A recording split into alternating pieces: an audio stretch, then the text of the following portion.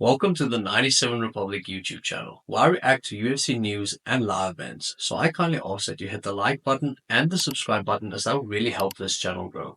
And to ensure that you don't skip a beat, feel free to click the notification bell. That way you can guarantee that you don't miss any of the action.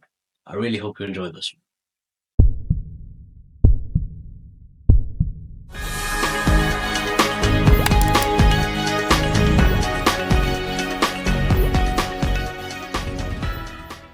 This weekend, in the O2 Arena in London, UFC Fight Night, Edwards versus Brady, and it feels like a relief. Now, no disrespect to the highly coveted Apex, but it just feels better when it's in an arena where there are thousands upon thousands of fans watching the whole atmosphere of it. It just feels better. And we will see in the main event, headlined by Leon Edwards and Sean Brady, in a fight that feels like it would be a replica of what we saw when we saw Leon face Belal. And in this fight, one of the main topics of discussion would be which Leon will we see inside the octagon. Where it's weird watching Leon fight. Even though I enjoy his fights, let's not act as if Leon is this cerebral, methodical finisher. In Leon's 18 fights inside the UFC, 13 of them has ended via decision. That is a substantial amount of decisions, and it feels like watching a Leon fight. It feels like the one moment is on, the other moment he is off. It's not like one fight he looks impressive and the next he just looks dull. It is in a fight where the one round he would look like he's in the Matrix, the next round would look like he is in Minecraft. It is polar opposites of the same person we see within a fight, where the one round he'll feel untouchable, the next he'll feel unmissable. He has this weird style. I don't know whether it's a lack of motivation. I don't know whether it's just not feeling himself. But in that fight against Kamaru Usman, Leon's coach, the second fight against Kamaru Usman, Leon's coach had to put on Leon's firefighting gear and literally drag him into the fire to have him get the knockout win. And once again, let's be honest with one another. If Leon hadn't executed that head kick, he would have probably lost a 50-45 decision against Usman. So it's odd watching Leon fight. And the same happened in the Belal Muhammad fight, where if we saw Leon fight Belal for the entirety of the fight, as he did in the 5th round, Leon would probably ended up winning that fight. And the same applied with the Colby Covington fight, where Leon had every moment to actually finish or somewhat try and finish the fight. Push the pace and almost take over the fight, take a hold of the fight, and just kill it off. But he kept letting Colby come back. He gave him weird moments where Colby would do better. I don't know. I don't know which Leon Edwards we're going to see against Sean Brady. But Sean Brady is basically the American tattooed version of Belal Muhammad, where their fighting style is basically one and the same thing. It's predicated on a lot of volume, wrestling with the emphasis on tiring out your opponent, strikes that don't necessarily have the most power behind it, but it's predicated on volume, it's predicated on dominating. And we saw Leon fight that fight against Belal, and basically he got dragged into deep waters and he drowned.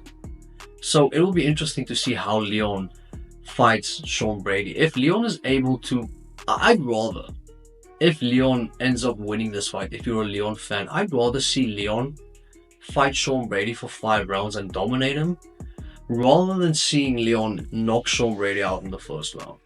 Due to the fact that if Leon ever gets a rematch with Belal, I don't think he knocks Belal out in the 1st round. He would basically have to be able to go with Belal for 5 rounds.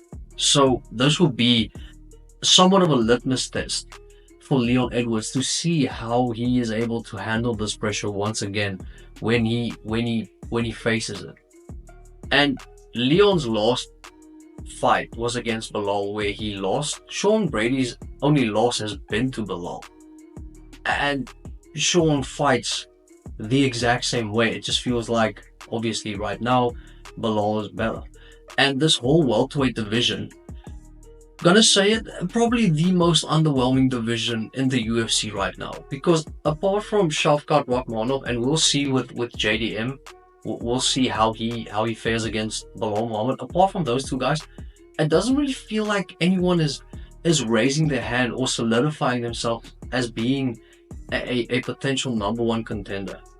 And it feels like we are somewhat stuck in a rough where, no, it's Bilal, it's Shavkat, potentially it could be Leon, JDM, and potentially Sean Brady.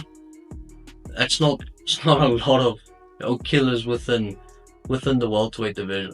So a lot of onus should be on both men to I'd say put out the best performance, try and dominate the fight, and put an exclamation mark to this fight to somewhat solidify themselves as being a potential number one contender.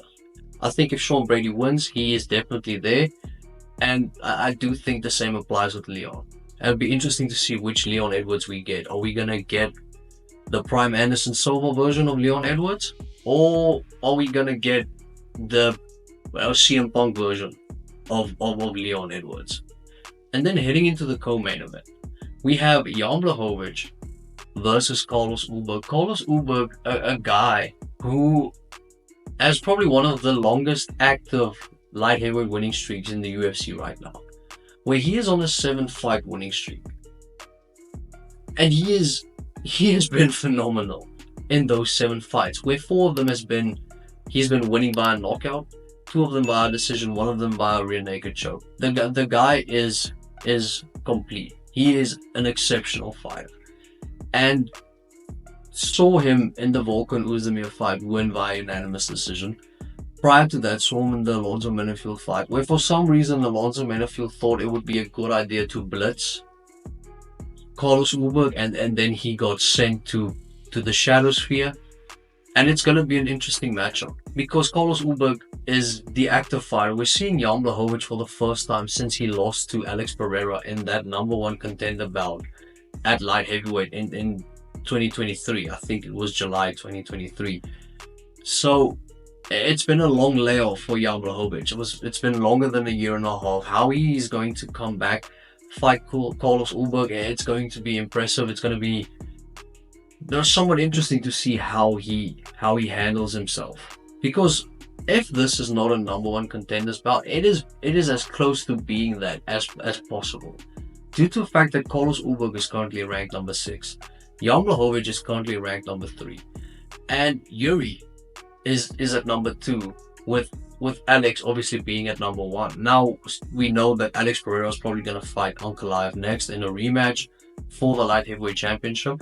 But then, regardless of who wins, there's not going to be another rematch. If Alex had to beat Ankalaev in the rematch, Ankalaev wouldn't get an immediate rematch. So then basically, if Alex wins, I don't think Yuri is getting that title shot. So I think it's going to be either Carlos Ulberg or Jan Blachowicz, depending on the result. But if Ankalaev beats Alex Pereira in the rematch, potentially we could see Yuri facing Ankalaev. I don't know. Ankalaev in his Twitter account basically alluded to the fact that Yuri had to go and get a few more fights before he can see the title again, or even the title fight again. So then what's next? It's basically the one of Blachowicz versus Carlos Ulberg. And it's going to be interesting, seeing that obviously Jan fought Ankalaev in a title fight for the vacant light heavyweight title at the time, and we all know how that ended, where it was considered to be a draw, which was absurd. But Jan would feel like if he beats Carlos Ulberg, having drawn against Magomed Ankalaev, that he actually stands a good chance at beating Ankalaev. And let's not forget that in that fight, he pieced up Ankalaev in the first 2 rounds. It was probably as devastating of a performance with regards to leg kicks as you would ever see within the UFC, where he didn't not only did he blast Ankalaev's one leg, he basically had him limp for the entire fight because he was blasting both legs into a pulp. And knowing that he could actually go toe to toe with Magomed Ankalaev, knowing that he actually stands a chance at beating Ankalaev, I think Jan would take this fight extremely seriously. Now, whether that would be enough, seeing that he's fighting Carlos Ulberg at what feels like Ulberg's prime, his peak, and the guy's just been sensational, it's going to be an interesting fight. And then, prior to that fight, in the welterweight division, Gunnar Nelson versus Kevin Holland, and thank you, Kevin Holland fighting at welterweight. Now, Kevin, you are not a middleweight. Even though you've had good middleweight performances, please, for the love of your fans, stay at welterweight, because you can genuinely be a threat at welterweight. And in all honesty, that division needs you way more than middleweight does, because middleweight has some nasty men in that division. Welterweight, it's lacking in that compartment, so please stay at middleweight. If activity is a problem and you feel like you want to be as active as possible, that's why you constantly jump from welterweight to middleweight. Stay at welterweight and fight whoever. You know, if anybody at welterweight isn't getting a fight, you just step in. But just stay at welterweight. The guys at middleweight, they're too big for Kevin Holland. And we see majority of them fighting Kevin Holland, they just basically take the fight to the ground and finish the fight on the ground. And Kevin's jiu-jitsu from the bottom isn't good enough to be an actual threat. He doesn't have good enough wrestling defense due to the fact that the guys at heavyweight, or middleweight rather, are heavy. They are massive men. If we look at Roman Dolidze, we look at Hamzat, we look at Drikas, Nasruddin Imavov, Jared Cannonier, who was once in his life a heavyweight. These are big guys. You know, welterweight doesn't feel like that.